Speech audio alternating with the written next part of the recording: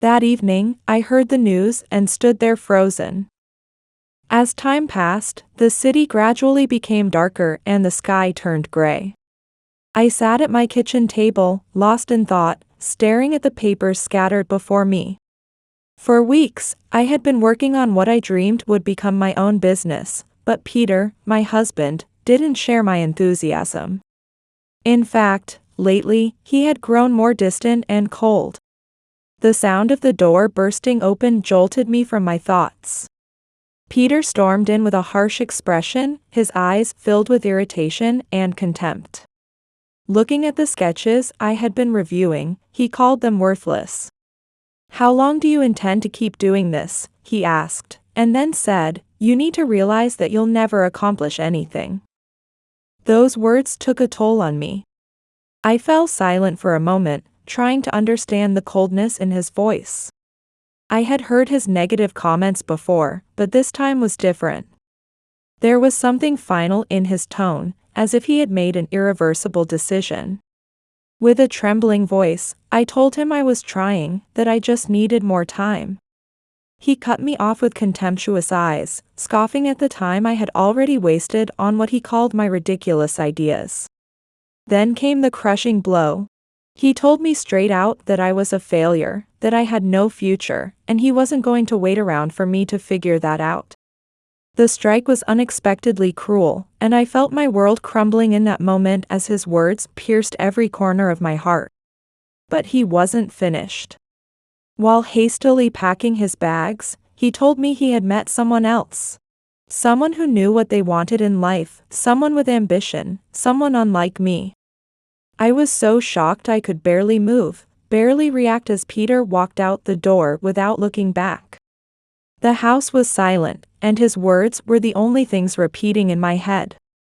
Failure, that word resonated in my mind, wrapping me in darkness I didn't know how to face. But that night, through the tears streaming down my cheeks, something began to change inside me. I couldn't remain the broken woman Peter had left behind. I didn't know how yet, but one thing was certain. I would rise, and when I did, I would prove him wrong. The pre-dawn chill crept through the open window, but I hardly noticed it. I had been up all night, turning over each word Peter had thrown at me. Failure, no future, waste of time, those words kept ringing in my head like an unstoppable echo. I sat at the table where I had spent countless hours on my project, staring at sketches now barely distinguishable through dried tears. But beyond that overwhelming sadness, a quiet spark of anger began to burn. I couldn't keep drowning in misery, not for him, not for someone who had looked down on me like that. With a determination I had never felt before, I stood up from the table. I took a cold shower and put on the most comfortable clothes I could find. Though I wasn't sure exactly what to do next, I had made up my mind. I would prove to Peter, and more importantly to myself, that I was not a failure. The first step was clear. I needed help. I had heard about a support program that offered training and advice to aspiring entrepreneurs. Without hesitation, I searched online and signed up immediately. I knew it wouldn't be easy, but nothing in my life had ever been easy. The next few weeks were filled with new learnings and challenges. Each class I took and every piece of advice I received strengthened my conviction that I was on the right path. Gradually, I began letting go of the sadness of Peter's departure, realizing this wasn't just about proving something to him, but discovering what I was capable of on my own. As days passed, I began putting my plans into action. I developed a clear business idea, designing and selling handcrafted items that would blend tradition with modern aesthetics. It resonated perfectly with the growing market demand for authentic, locally made products. I started creating prototypes, working day and night to perfect them. Sometimes doubts would creep in, but I pushed them aside and kept moving forward. One day, while I was looking for suppliers in the city, I received a phone call that would become the next big step in my journey. A female entrepreneur had heard about my ideas through a mutual friend and wanted to discuss potential collaboration. Though surprised, I eagerly accepted immediately. The meeting was set at a small cafe in the city center, and I arrived early, nervous but determined. When Marilyn, the entrepreneur, appeared, I felt a wave of relief at the kindness in her eyes. She told me she'd heard I was doing something different, and looking at my sketches, she believed there was real potential. Those words gave me a sense of validation I hadn't felt in a long time. Marilyn didn't just show interest in my ideas. She went a step further, offering to invest in the project for a small stake. I knew accepting the offer carried risks, but I also recognized this was the chance I'd been waiting for. I couldn't let it slip away. I answered with a firm, "I'll do it," and even Marilyn was surprised by how quickly I decided. From that day forward, things started moving at a pace I never could have imagined. With Marilyn's help, I gained access to broader markets and connections I couldn't have reached before. Orders started coming in, small at first, but gradually growing. What had started as ideas on paper was beginning to take shape into a real business. With each passing day, I grew stronger and more confident, moving further away from the echo of Peter's words. Yet even as success grew, there were moments when shadows of the past would creep up on me. In the quiet of night, when the day's noise faded away, I would sometimes remember Peter's contemptuous looks, his cruel words, how he'd left me as if I had no value. In those moments, the wound still hurt. But instead of letting these thoughts defeat me, I used them as fuel. Every time I thought of Peter, my motivation grew stronger. I refused to let those scars determine my future. Eventually, my business relationship with Marilyn evolved into a strong friendship. Two women with histories of struggle, we supported each other's projects. Marilyn became both my mentor and confidant. She taught me that success isn't just measured in numbers and contracts, but in one's ability to overcome personal obstacles. One day, while having coffee after a client meeting, Marilyn noticed something in my expression. Looking directly into my eyes, she told me I'd accomplished so much in such a short time, but she could sense I was still carrying a burden. She reminded me I couldn't carry the past forever. I lowered my eyes, unable to deny this obvious truth.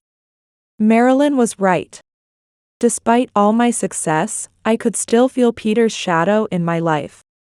But I decided not to see this as a weakness. Instead, I would make it the next step in my transformation. I chose to let go not just of the pain, but also of the resentment that kept me tethered to my past self.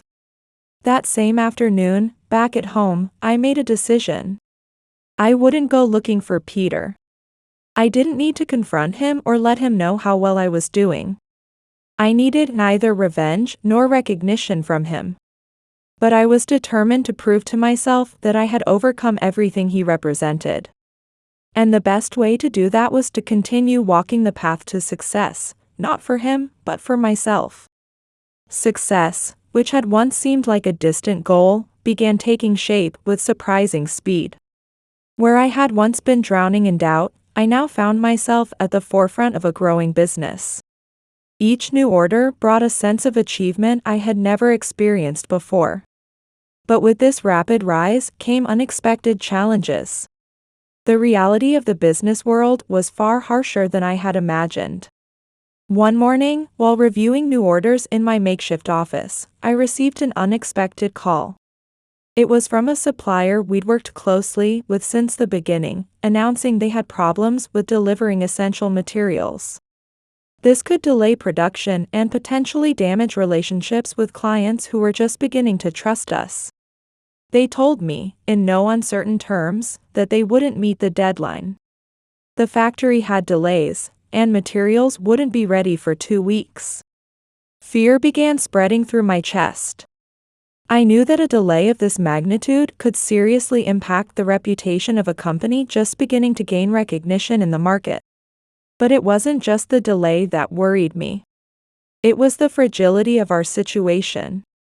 We had so much at stake, and even a small failure could put everything at risk. Trying to maintain my composure, I told them we needed this resolved as quickly as possible. We couldn't wait that long. The silence on the other end of the line made it clear there was no easy solution. After hanging up, I felt a weight on my shoulders, as if the world I built was slowly crumbling. Sitting at my desk, searching for alternatives in my mind, each option became more complex as I evaluated the costs and implications of finding new suppliers. Throughout the day, I contacted multiple alternative suppliers seeking a quick solution, but the costs were high and delivery dates uncertain. In this race against time, I felt trapped, knowing there was no way to win without making sacrifices. At that moment, I remembered Peter's words, which had once pierced my confidence like a dagger. But this time, I refused to let doubt take control. I had overcome bigger challenges. This obstacle might seem huge, but I knew I would find a way through it. Evening came without finding a definitive solution. I decided to take a break and walk the nearby streets. The fresh air helped clear my head, and as I walked, I thought about how much my life had changed in such a short time. I remembered the days when I felt small under others' criticism and skeptical glances, but that now felt like a distant past. But the trials weren't over. The next day, checking my emails, I found a message from one of our most important clients. The message was clear: if we couldn't meet the deadline, we would lose the contract. Reading it sent stress coursing through my body. This client represented a significant portion of our income, and the thought of losing them just as the company was taking off felt like the ground crumbling beneath my feet. But I refused to accept defeat. I knew the only way forward was to face the problem head-on. After several phone calls and negotiations, I managed to reach a new agreement with the client. There would be a slight delay, but delivery was guaranteed. It wasn't perfect, but it was the best solution available. I knew it would take twice the effort to meet expectations, but that pressure only fueled my determination. During these weeks of turmoil, I began noticing that while some colleagues were supportive, others started showing a kind of resistance. People who had once looked at me with indifference now seemed to view me with a mixture of jealousy and distrust. Sarcastic comments and veiled criticisms began appearing in casual conversations. At an industry event, a former colleague remarked with an insincere smile that success had gone to my head. I smiled politely but didn't respond. I had learned that in the business world, sometimes silence is the best answer. Inside, I couldn't deny that those comments were affecting me more than I wanted to admit. The more I progressed, the more people seemed to dismiss my work, as if my success somehow threatened them. Still, I kept moving forward. I learned to make difficult decisions with less hesitation and navigate obstacles more skillfully. While developing a stronger heart, I maintained my core values. The challenges never stopped, but with each one I overcame, my confidence grew. One afternoon, after finishing a meeting with Marilyn, who had become both mentor and friend, we had a thought-provoking conversation. She observed, with her typical analytical eye, that I was growing rapidly but warned that with growth comes enemies, and I needed to be prepared for that. I felt tired inside from constantly having to prove my worth. I never imagined success would bring such loneliness. I knew Marilyn was right.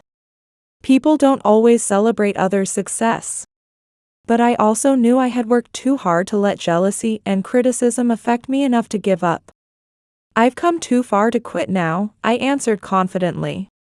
Marilyn smiled, satisfied with my response. She knew I had grown not just as a businesswoman, but as a person. That inner strength was what would truly take me far. My days were filled with intense work. While I faced obstacles daily, each new challenge seemed to strengthen my resolve. I learned to delegate work, trust my team, and make quick decisions when situations demanded it. The business grew, and with it, our industry recognition increased. One morning, while reviewing an invitation to speak at an entrepreneurship conference, I reflected on how far I'd come. I still vividly remembered the day Peter left, convinced I would never accomplish anything. Now I was preparing to share my story of overcoming adversity in front of hundreds of people. Yet even though everything looked perfect on the surface, internal battles remained. As my success grew, so did the shadows of the past. I couldn't completely erase the emotional scars Peter had left. While business success filled me with pride, doubts still crept in during the night. But I wasn't the same woman anymore. I had learned to take those doubts and transform them into motivation. I knew the path to success was challenging, but there was no turning back. I was closer than ever to realizing my dreams, and nothing and no one would stop me. As the coffee maker hummed in my small apartment, I looked at the newly arrived entrepreneurship magazine. I couldn't suppress a smile seeing my face on the cover. The article introduced me as one of the country's most promising entrepreneurs. The photos showed my store, my products, and captured that special glow that only comes from someone who has earned their success step by step. I set the magazine on the table, taking a moment to savor what I had accomplished. That cover represented more than business recognition. It was tangible proof of my transformation. All the obstacles, all the doubts, and especially all of Peter's cruel words had become distant memories. But as I'd learned, success never comes without complications. The office phone rang constantly, with event invitations, collaboration offers, and interview requests filling my inbox. What had once been a source of satisfaction was starting to feel like a burden. I wasn't used to this level of attention, and while grateful for the opportunities, I knew I needed to be careful about next steps. One afternoon, while reviewing an invitation to an important business meeting, my assistant transferred an unexpected call. It was an editor from a famous TV show, wanting to do a live interview about my story of overcoming adversity. At first, I hesitated. I wasn't someone who sought media attention. But Marilyn, always by my side, reminded me that this exposure could be key to cementing my position in the market.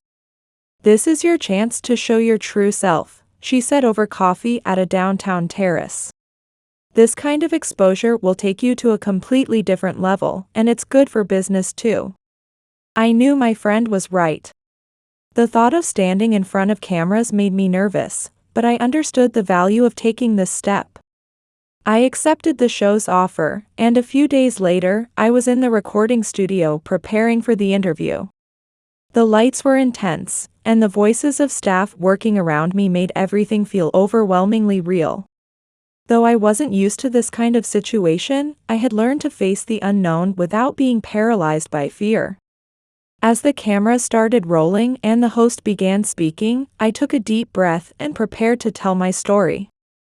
"Today we're joined by a woman whose journey exemplifies perseverance and success," the host said, smiling at the camera.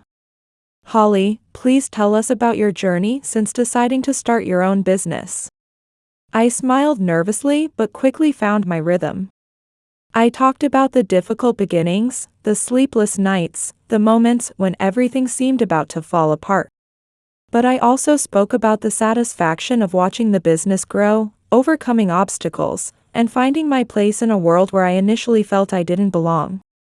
What I hadn't expected was how speaking these words would resonate within my own heart in a way I'd never felt before. Speaking my story aloud made me realize just how much I had accomplished since the day Peter left, and how far I had come. At the end of the interview, the host surprised me with a final question. She said she knew my story had deeply personal elements and that I had become a symbol of respect, then asked how I had overcome the criticism and doubt from those who didn't believe in me.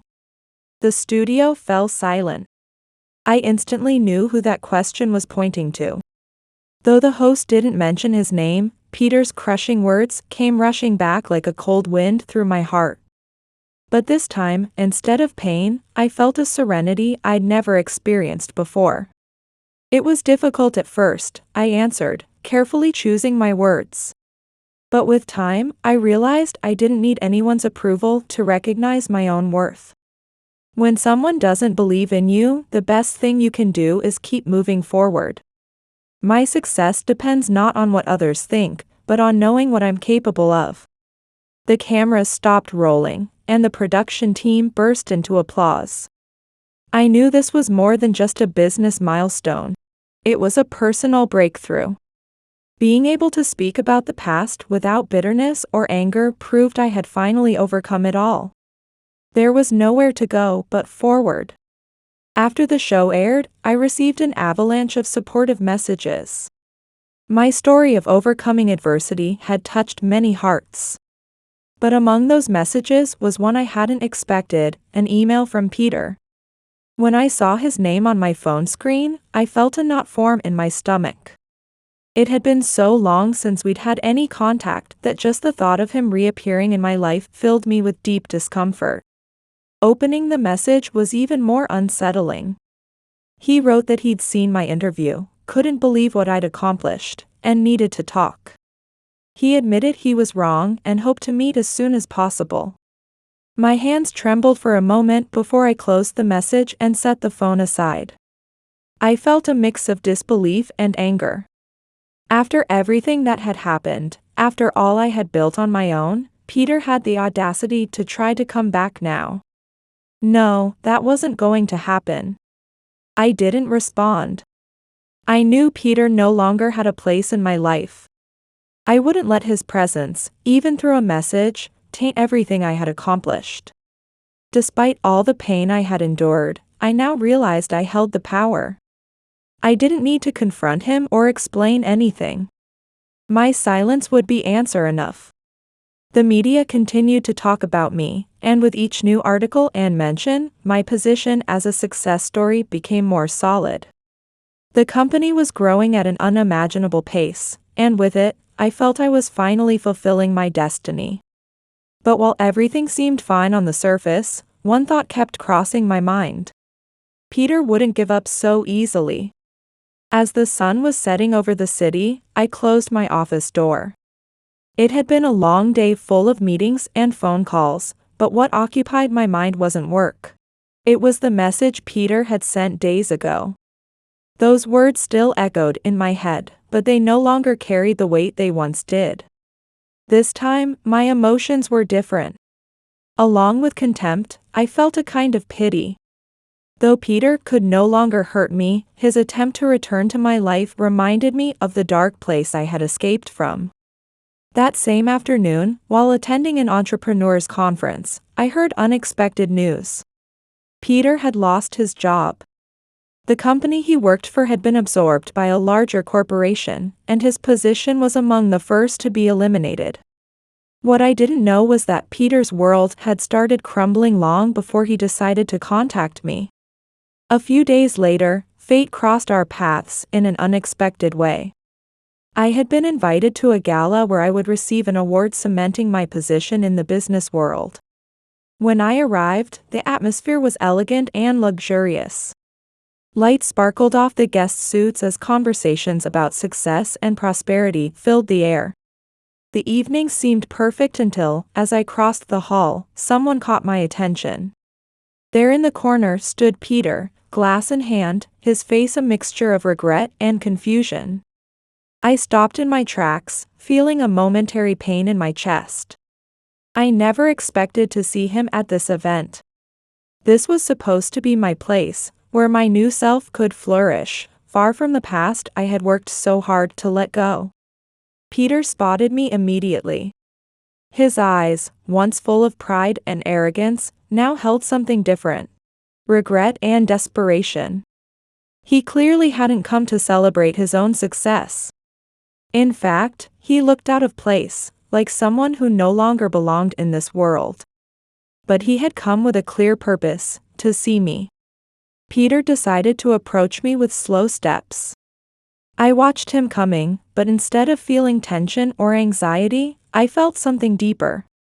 I had known this moment would come. I knew sooner or later Peter would want to face me. But I hadn't known how I would react. "Holly," he said, his voice barely audible above the gala's noise. "We need to talk." I studied him silently, taking in every detail of his face, every unspoken word. Once, I might have felt fear or anger, or a desire to confront him. But now what dominated inside me was an unshakable calm.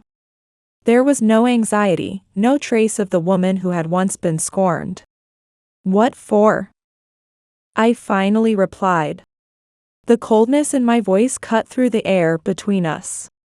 Peter hesitated, as if he hadn't prepared what to say. He searched for words to justify his presence, but nothing seemed appropriate. Finally, he chose the most obvious thing. "I've seen what you've accomplished, everything you've done. I saw you on TV. I've read about your business.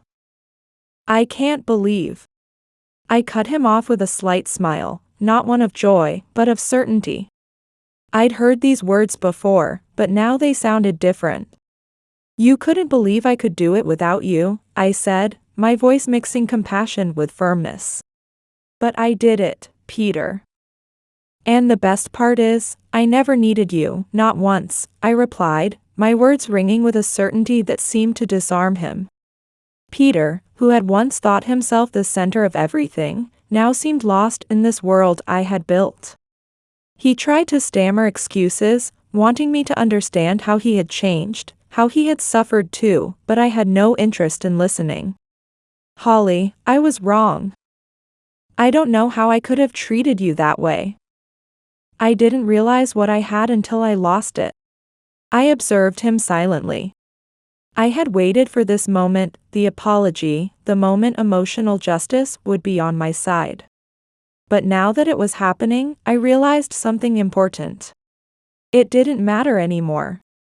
I didn't need his apology. I had nothing left to prove to him or anyone else. "You were right," I replied with a calmness that seemed to freeze him in place. "You lost something you couldn't see the value in. But there's nothing left to say. My life is exactly where I want it to be. And you are no longer part of it." Completely bewildered, Peter reached out as if trying to erase the hurt of that final gesture, but I didn't move. At that moment, the final piece of the past fell decisively into place, and I knew there was no going back. Without another word, I turned and walked toward the group of people waiting for me. The rejection happened in public, but I felt no need to humiliate him. My simple indifference was enough. Peter was left alone, in the raucous atmosphere of the gala, and forced to accept that I had overcome all that had once tried to defeat me. The evening continued, and I was surrounded by entrepreneurs and colleagues celebrating my success. Lights sparkled around me, and for the first time in a long while, I felt completely free. Peter's shadow was gone forever. As the event ended and night settled over the city, I headed home with a feeling I'd never experienced before. I was happy. It felt as if the burden I'd carried for years from Peter's contempt and cruel words had finally lifted. The confrontation I had both feared and anticipated had become the key to closing the door on my past. My car moved through the bright streets, but my mind was far from the buildings and lights passing outside. I recalled each moment of the confrontation with Peter. And strangely, I felt neither hatred nor resentment. I didn't even feel relief at leaving him in the past. What truly filled my heart was the certainty that, for the first time in my life, I was the protagonist of my own destiny. When I reached my apartment, the night's silence welcomed me with open arms. As I took off my shoes and sank into the sofa, I looked around the room that had witnessed so many working nights and quiet dreams. Everything I had imagined had become reality. The business, the recognition, and the strength I had found within myself. It had all come together. But with it came questions I hadn't considered. Looking at my reflection in the living room mirror, I realized I had changed more than I could recognize. My success wasn't just in the contract signed or the magazines that wrote about me. It was in the woman I had become to get here. As I remembered each step of my rise, I realized that despite all I had accomplished, a part of me was still searching for something deeper. What had transpired was simply a farewell. Peter had finally accepted that I was no longer part of his life, and that he alone was responsible for his failures. I read his letter once and placed it on the table. I felt no need to respond, it no longer mattered. My life and my heart were elsewhere. Looking at the clear city sky through my window, I noticed for the first time in ages that my shoulders felt weightless. The past had settled where it belonged, and my future was full of possibilities, unaffected by others' opinions. I had found the liberation I'd been seeking all along. It wasn't in material success or others' approval, but in my ability to define what true freedom meant for myself. Peaceful days passed after I started the mentoring program. While my business continued to flourish, what truly fulfilled my heart was watching the women I mentored find their own voices and paths. The echoes of the past faded slowly, like a storm disappearing on the horizon. But I would soon realize that life never stops presenting challenges, and there were still lessons to learn. One afternoon, while reviewing plans for company expansion, I received an unexpected call. It was from my sister Natalie, with whom I maintained a polite but distant relationship. Natalie had always been our parents' favorite, following the traditional path and never straying from family expectations. I, on the other hand, was the rebel who chose to do things my way, even if it meant distancing myself from family. "Holly, we need to meet," Natalie said without her usual circumspection, her voice carrying an urgency I'd never heard before. "It's important." Though we were never close, something in my sister's tone made me agree. We met at a small cafe downtown. When I arrived, I immediately noticed how unsettled Natalie looked. Her hands trembled slightly, and she avoided eye contact. "What's wrong?" I asked, sitting across from her and feeling a knot form in my stomach. Natalie took a deep breath before speaking. "It's about Mom. She's very ill. The doctors don't know how much time she has left." I was surprised to hear those words. My relationship with Mom had been complicated, but the thought of losing her awakened emotions I hadn't felt in years. Our strained relationship reflected our disagreements about my life choices. While we stayed in touch, emotional closeness had disappeared over time. "Why didn't you tell me sooner?" I responded, my voice filled more with confusion than accusation. Natalie shifted uncomfortably, looking away. "Mom didn't want to worry you. And in a way, I think she wanted to wait until she was ready to talk about all the unresolved things between you." I sat silently, trying to process my sister's words.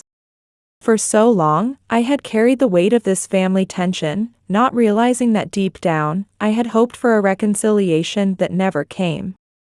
Now time was running short, and the possibility of healing old wounds was rapidly slipping away. A few days later, I decided I couldn't ignore this situation. Despite all the friction, my relationship with Mom remained a vital part of my life. I had accomplished so much, but somehow I felt that part of my personal healing depended on facing this final chapter. While I couldn't change the past, perhaps I could find peace in the present. That afternoon, I visited my childhood home. I hadn't crossed that threshold in years, but memories flooded back as I entered. The house was the same, yet different. Quieter, more fragile. I found Mom lying in bed by the window, gazing at the garden we once tended together. "Mom," I whispered, my voice trembling with emotions I'd held back until that moment. She turned her head slowly. Her eyes met mine. There was a long silence, one that spoke more than words ever could. I moved to the bed and sat beside her. Words weren't necessary. We both knew what was being said in this moment. Time had done its work, and wounds that once seemed insurmountable now felt small compared to the reality we faced. "I've been watching your success," she finally said, her voice weaker than I remembered. "I always knew you could do it. But it was hard for me to accept that you didn't do it my way." I felt a mixture of relief and pain at her words. For so long, I had felt her rejection was absolute. But now I understood that even with our differences in understanding, love had just been hiding behind misunderstanding. "Mom, I never meant to hurt you," I replied gently, my voice full of sincerity.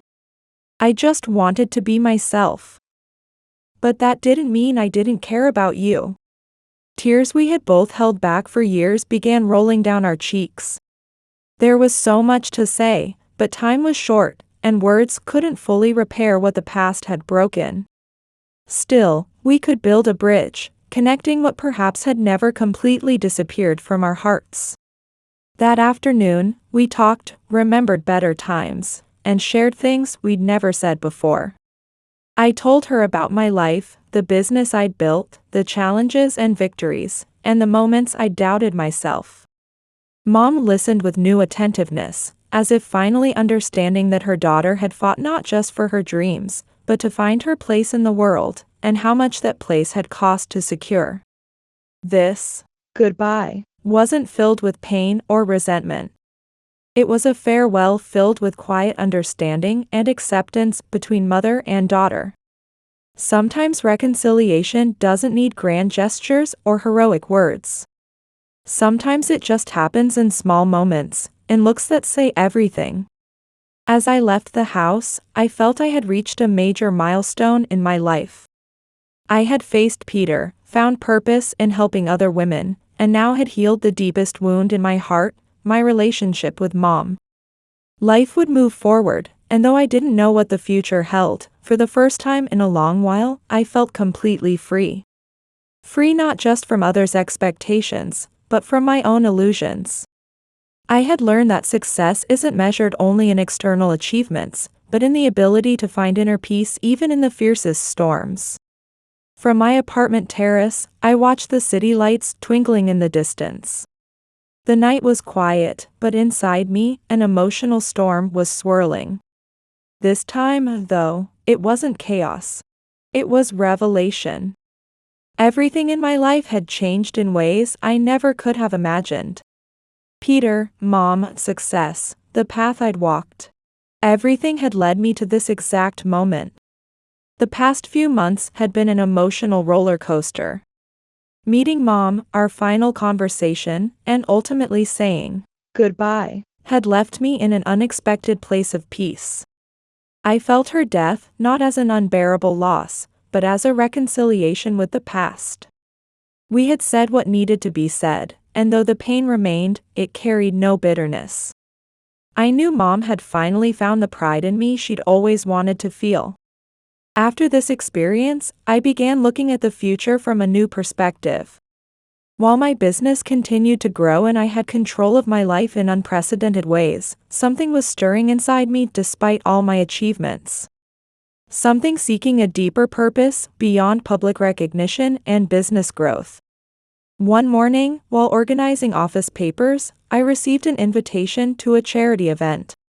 It was a gala honoring organizations that supported independence and growth for disadvantaged women. Something about that invitation resonated in my heart immediately. It was exactly the kind of initiative I had always dreamed of being involved with. Without much thought, I accepted the invitation. The event was held in one of the city's most prestigious halls. The atmosphere was elegant but filled with warmth and purpose. Unlike other galas I'd attended, this wasn't about showcasing business or material success. It was about something more meaningful, helping those who hadn't had the same opportunities. I felt comfortable from the start.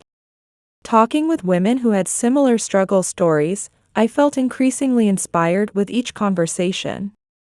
There was something powerful about sharing experiences with other women who had been underestimated and marginalized but found ways to move forward. During the event, a new initiative was announced to support low-income women entrepreneurs. It would provide funding and training. Listening at my table, I instantly knew I wanted to be part of it. I wanted to do more than just donate money. I wanted to be directly involved. I wanted to offer my experience and time to women who, like I once was, needed a chance to prove what they could do. After the presentation, I approached one of the organizers to offer my support.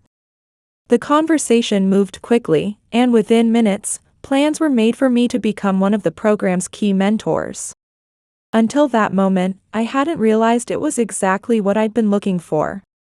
Helping other women realize their potential would be my next life step. A few days after the event, I began working on establishing a personal foundation to directly support women entrepreneurs in vulnerable situations.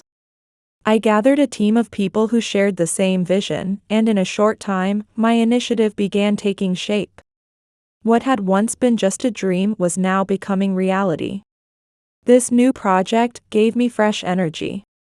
For years I had focused on personal success, but now I felt it was time to expand my influence and give back to those who truly needed it. It wasn't just about money or fame. It was about creating opportunities for women who, like me, had been judged, underestimated, and oppressed. One afternoon, while reviewing plans for the new foundation, I received an unexpected message from Marilyn. Though our busy schedules meant we hadn't seen much of each other lately, we had stayed in touch. In her message, she congratulated me on my achievements and invited me to lunch, saying she had something important to discuss. We met at a small restaurant downtown. A comfortable, understated place. Marilyn arrived with a smile, but I immediately sensed something hidden behind her joy. She was usually direct, but today she seemed hesitant. "Holly, I know you're focused on your new project, and I'm incredibly proud of what you're doing," she began, taking a sip of coffee. "But I have a proposal for you." I leaned forward with interest. "What is it?" Marilyn took a deep breath before speaking. "I've decided to retire from business. I've been thinking about it for a long time. I want to spend more time with my family. And I want to propose that you take over for me." I looked at her in surprise. "Take over for you? Run the company?" Marilyn smiled and nodded. "That's right. I've watched your journey, and I know you're the perfect person to continue what I've built. But I don't want you to feel obligated. Only accept if it's what you truly want for your future." I sat quietly considering her offer. Marilyn's company was one of the most respected in the industry, and leading a project of this scale would be an opportunity any ambitious person would consider. But in that moment, I realized I no longer made decisions based on ambition. Life had changed. Now my decisions revolved around what truly mattered. "Marilyn, I'm honored that you would consider me for something so important," I said, carefully choosing my words. "But I think my place is elsewhere. Right now, I focus on helping women who didn't have the same opportunities one had. That's the path I feel I need to take." Marilyn listened silently and nodded slowly. She knew I wasn't the same woman I had been years ago, and my response only confirmed what she had already suspected. "I understand. And I respect that. I knew you would choose what's best for you." After leaving Marilyn, I walked the streets with new conviction. I knew I had made the right decision. I was no longer guided by others' expectations, but by what I wanted for my own life. Night settled over the city again, but this time I felt no uncertainty or doubt. As I gazed at the horizon from my apartment, I felt a serenity I'd never experienced before. The past was behind me, the present was full of purpose, and the future was completely my own. Beyond achievements and success, I had learned that what matters most is finding happiness by following the right path, even if it's unexpected. If you've been moved by this story, please leave a comment, like the video, and subscribe to our channel for more touching content. Your support is essential for us to continue creating stories that touch hearts.